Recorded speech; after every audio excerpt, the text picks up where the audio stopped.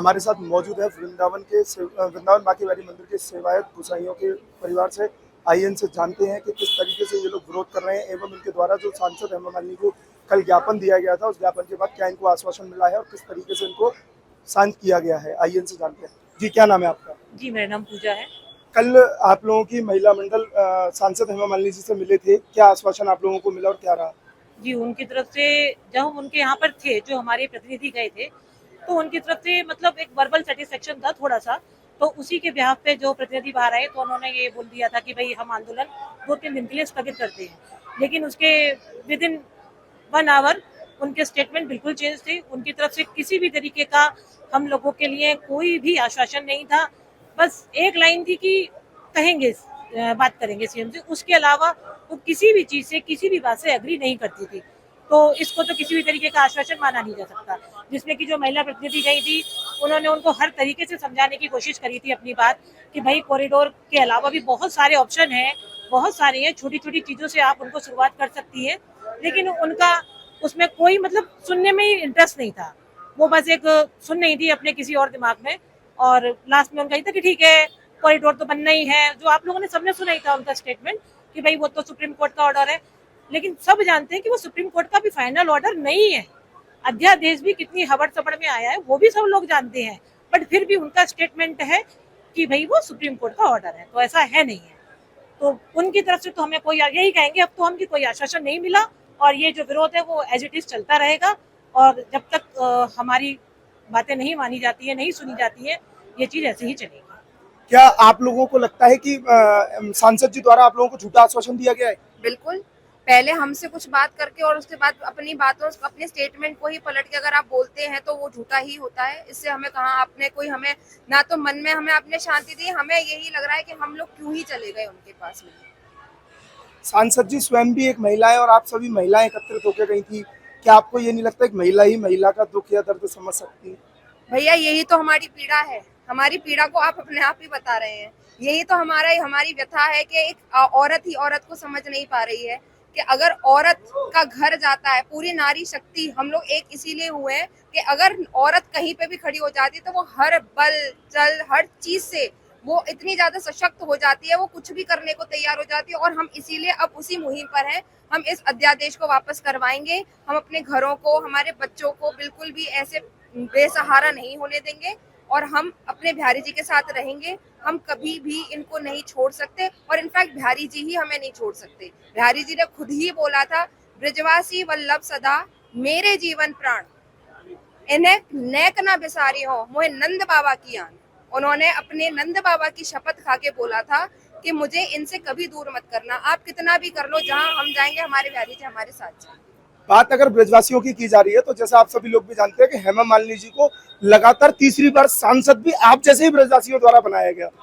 यही तो पीड़ा है कि हमने गलत देख लिया, हमने गलत चुन लिया। अब अगली बार तो हम करेंगे नहीं। हमने मोदी जी के फेस पे करा था।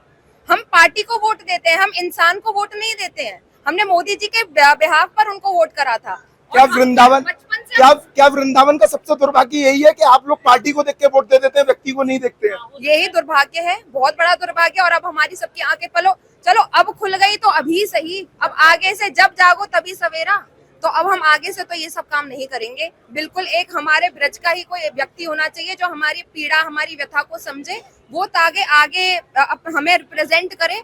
वो बॉम्बे से आकर यहाँ पर कर रही हैं, उनको समझ में कुछ आ नहीं रहा है। वो उनको ना रज की महत्व पता है, ना वृंदावन की पौराणिक जो चीजें हैं उनका महत्व पता है, ना वो जमुना जी को उनने कोई आज तक उन्होंने किया ही क्या है, ना बिजली की समस्या उन्होंने सॉल्व करी, कुछ भी नहीं। तो इसलिए हमारा तो अब उनसे एकदम मन बहुत ज्यादा व्यथित हो चुका है। सांसद जी द्वारा झूठा आश्वासन मिलने के बाद अब आप लोग अपना विरोध किस तरीके से करेंगे? और बड़ा होगा, आप देखिए। अब आपको सरप्राइज रोज मिलेंगे कि आप ऐसे मतलब हम सरकार को झुकाएंगे और हमारे जितने भी हमारी स्ट्रेंथ आप देखेंगे पूरा। अब सिर्फ गोसाई ही नहीं, सिर्फ व्यापारी ही नहीं, पूरा वृंदावन के जितने भी सब गणमान्य लोग हैं, जितनी भी महिला हैं, पुरुष हैं, बच्चे हैं, सब आपको अब दिखेंगे यहाँ। आप कॉरिडोर को किस नजरिए से देखते हैं, अगर बनता है तो और नहीं बनता है तो? देखिए, कॉरिडोर को किसी भी नज़रिए से देखा जाए तो आम जनता के लिए तो वो परेशानी का ही कारण बनेगा। क्योंकि अब हम जो देख रहे हैं कि वो कह रहे हैं कि हम जनता की सुविधा के लिए कर रहे हैं, लेकिन यह जनता से ज्यादा उनकी खुद की सुविधा हमको नजर आ रही है। जनता की सुविधा के लिए तो बहुत सारे विकल्प थे, उन्होंने ना तो लोकल पर्सन को पूछा। आप घर तोड़ने को आमदा बैठे हैं, आप मंदिर पद्धति को बदलने पे आमदा बैठे हैं, आप मंदिर को अधिग्रहण करने के लिए बैठे हुए हैं। तो ये समझ नहीं आ रहा कि इसमें जनता का कहाँ लाभ हो रहा है। जनता आती है, वो परेशान है, हमको भी समझ में आ रहा है, क्योंकि उनकी परेशानी हम देख रहे हैं, लेकिन वो किस वजह से वो जनता नहीं समझ पाती। वो सारा जो प्रॉब्लम है वो बताती है गोस्वामी। सारा कुछ गोस्वामियों के हाथों में नहीं है, बाहर की जो व्यवस्था है वो प्रशासन देख रहा है। तो जनता को भी ये समझना चाहिए कि आप बैरिकेडिंग के खिलाफ बोलिए, आप फंस जाते हैं, आप रो रहे हैं, चीखने चिल्ला रहे हैं, परेशान हो रहे हैं, तो उसमें गोस्वामी क्या कर सकते हैं। रही बात कि वो कहते हैं वीआईपी दर्शन, वीआईपी अगर किसी को नहीं बन रहा है तो कोई जबरदस्ती नहीं बना सकता।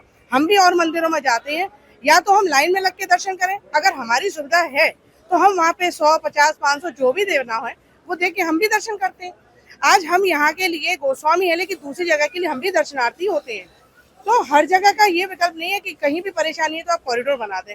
क्या ऐसा मानना चाहिए कि कॉरिडोर बनाने से पहले शासन प्रशासन को गोसाइयों से एवं ब्रजवासियों से राय लेनी चाहिए? बिल्कुल लेनी चाहिए, बिल्कुल। जिनके घर आसपास हैं, हजार कई पुश्तें निकल गई हमारे यहाँ सेवा करते हुए, यहाँ सबके घर परिवार है। क्या सरकार घर तोड़ने के बाद मुआवजा दे देगी? चलिए, मंदिर अधिग्रहण करने के बाद मुआवजा दे देगी, लेकिन ये बताइए कि वो लोग जो बेरोजगार हो जाएंगे इस अधेड़ उम्र में, क्या वो सरकार रोजगार दे पाएगी? जो लोग बेरोजगार घूम रहे हैं, एक से एक लोग डिग्री लिए घूम रहे हैं, उनके लिए रोजगार नहीं है, तो क्या इस उम्र में नई शुरुआत करना हो पाएगा? आप खुद बताइए कि किस तरीके से सरकार सोच के बैठी है कि हम सब कुछ ले लें और इनको बाहर निकाल के खड़ा कर दें, तो कैसे हो पाएगा? भैया कॉरिडोर तो सिर्फ एक बहाना है, इनको सिर्फ और सिर्फ मंदिर का पैसा खाना है। पहले के जमाने में जब इतनी भीड़ नहीं आती थी, कुछ भी नहीं होता था, तब कौन करता था ठाकुर जी की सेवा पूजा? आज इतनी भीड़ को देख के इनकी नीयत खराब हो गई, इनकी आंखें चौंधरा रही हैं। तब हम ही ठाकुर जी की पूजा करते थे, हम ही सेवा, हमें पता है पद्धति क्या है, हम ही हर चीज करते थे। तब इन लोगों का, तब ये लोग कहाँ थे? आप बताइए मुझे। चलिए, अगर सरकार द्वारा ये मान लिया जाए कि कॉरिडोर बनाया जाएगा तो आप लोग किस लेवल तक विरोध करेंगे और क्या आपका आखिरी फैसला रहेगा? भैया विरोध तो हम तो अपने प्राण दे देंगे, जहाँ हम रहेंगे वहीं हमारे बिहारी जी रहेंगे। पलायन तक की बात हमारे पुरुष समाज बोल ही चुका है, जहाँ हम जाएंगे वहाँ अपने ठाकुर जी को लेके ही जाएंगे।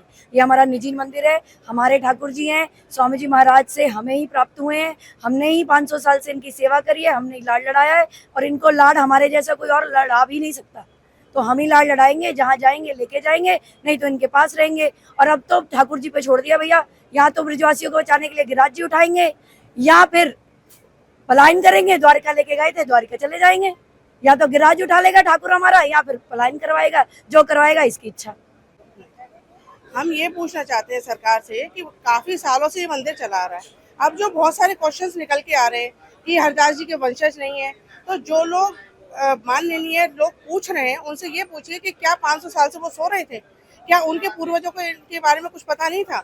जब गोस्वामी समाज ने ठाकुर जी की पूरी तरीके से सेवा भावना से, तब कोई भी व्यक्ति आगे नहीं आया, ना व्यवस्था दी गई, ना प्रशासन ना शासन कोई भी कभी आगे आके ये नहीं पूछा कि गोस्वामी जी आपको किस चीज की जरूरत है। आज जहाँ सुई की जरूरत है वहाँ वो तलवार क्यों उठा रहे हैं?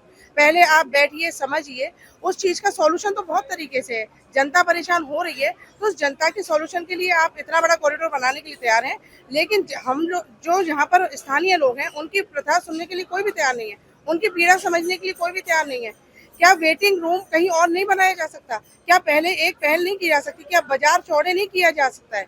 आप 500 करोड़ खर्च करने पे ही क्यों तुले हुए हैं? जब 100-125 करोड़ से काम चल सकता है तो आप क्यों इस चीज पे प्रेशर डाल रहे हैं?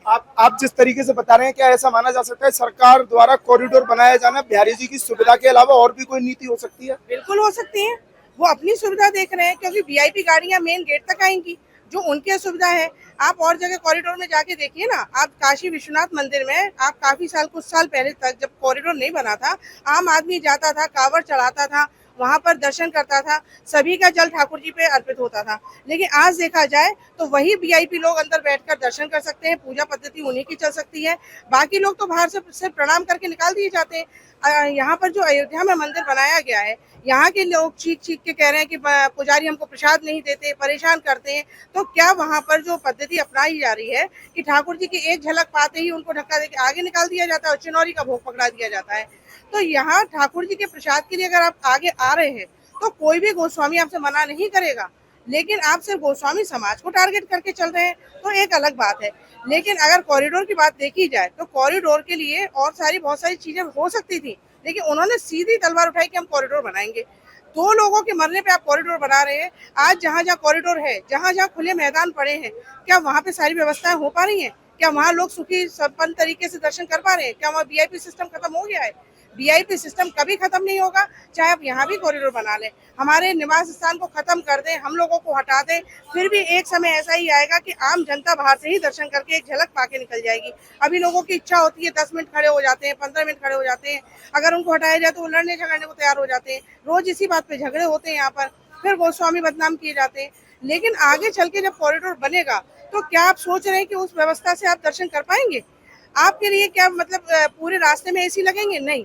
वेटिंग रूम कितने लोगों के लिए बनाओगे? आप 5 लोगों के लगभग बना दोगे, 10 लाख लोग होंगे, फिर कहाँ बैठेंगे? धूप में ही बैठेंगे, गर्मी में ही चल के आना पड़ेगा।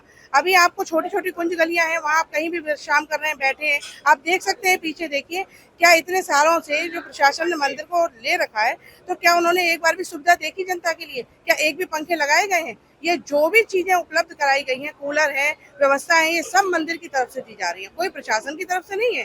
फिर भी गोस्वामी लोगों को आप टारगेट कर रहे हैं। तो हमने अपनी भक्ति प्रदर्शन किया है, उनके पास शक्ति है, सरकार से तो खैर कोई नहीं जीत सकता, पर माँ बाप सबके लिए बराबर होते हैं। तो इसलिए हम अपनी बात रख रहे हैं योगी जी से कि जिस उम्मीद के साथ हम आपको लेके आए थे। आपने एक क्वेश्चन पूछा कि हेमा मालिनी जी को हमारे यहाँ से कोई भी एक वोट नहीं देता। उन्होंने ऐसा कोई काम नहीं किया, एक अपनत्व नहीं दिखाया, एक नारी होने का फर्ज नहीं निभाया कि वो आगे आके इतने दिनों से जो विरोध चल रहा है, क्या वो एक बार भी आती तो क्या ऐसी परेशानी थी उनके लिए जो वो आगे आना नहीं चाहती? वो आ सकती थी, हमसे मिल सकती थी, लेकिन वो नहीं आई। तो हमारी तरफ से कोई वोट नहीं जाता। हम जो भी वोट दिए हैं वो मोदी जी और योगी जी के फेस पे दिया है। हमने उनको प्रतिनिधित्व करना है, हमने बहुत पहले छोड़ दिया कि वो हमारी प्रतिनिधि है। हम उम्मीद ही नहीं कर सकते उनसे। उन्होंने ये साबित भी कर दिया, अब तो खुलेआम साबित कर दिया। वो किसी तरीके से हमारे समर्थन में नहीं है। तो हम जो है सारी गुहार जो लगा रहे हैं वो सब ठाकुर जी के आगे लगा रहे हैं। बाकी जो होगा, जो हमारे साथ होगा, सब ठाकुर जी अच्छा ही करेंगे और सबका सद्बुद्धि दें। जो हम लोगों के खिलाफ बोल रहे हैं उनको भी देखना चाहिए कि आज वही परेशानी उनके साथ होगी तो उनके घर की महिलाएं भी बाहर आएंगी, वो पूरा परिवार साथ होगा। तो एक हम भी परिवार हैं, आज अपना विरोध रख रहे हैं। ठाकुर जी सुनते हैं नहीं सुनते हैं, ये उनकी मर्जी है। तो जैसा कि आप लोगों ने देखा कि बिहारी जी मंदिर में विरोध कर रही महिलाओं के द्वारा अब सारी चीजें बिहारी जी के ऊपर ही सौंप दी गई है। जो होगा वो बिहारी जी मालिक है और इनका विरोध इसी तरह चलता रहेगा। शासन प्रशासन अगर जबरदस्ती कॉरिडोर बनाएगा तो ये लोग बिहारी जी को लेके पलायन करेंगे या अपनी शरीर के आत्मदाह करने के लिए भी तैयार हैं।